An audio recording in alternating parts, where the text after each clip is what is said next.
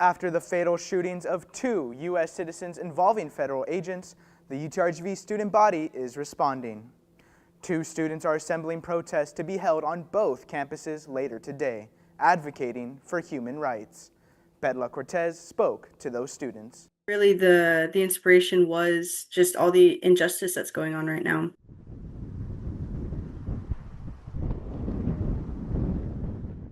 Although both shootings were in Minneapolis, its impact is felt in the RGV. Brownsville Education senior Austin Garza and Edinburgh Philosophy junior Diego Alejo are the organizers behind the Be the Hero walkout, to be held on Edinburgh and Brownsville UTRGV campuses. Both students were not familiar with each other prior to the walkout creation.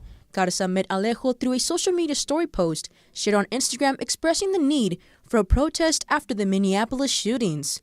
That's when the two became a team.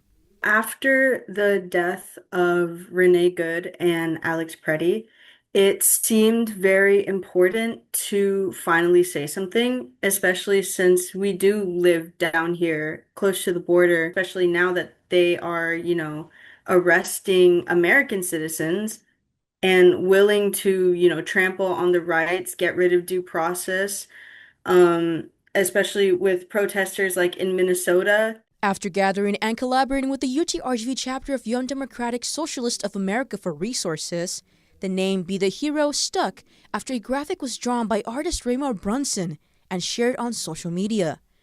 Garza says the image inspired the name because they believe people should be heroes and stand up to use one's voice for advocacy.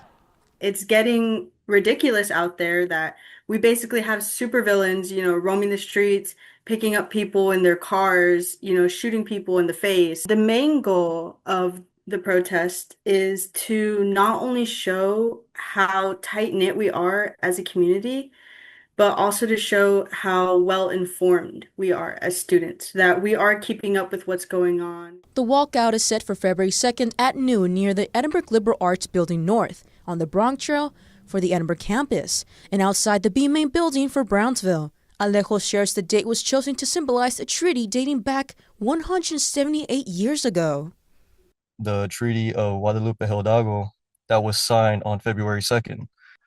All this would have been Mexican land, and it was signed only because America thought they could run it better.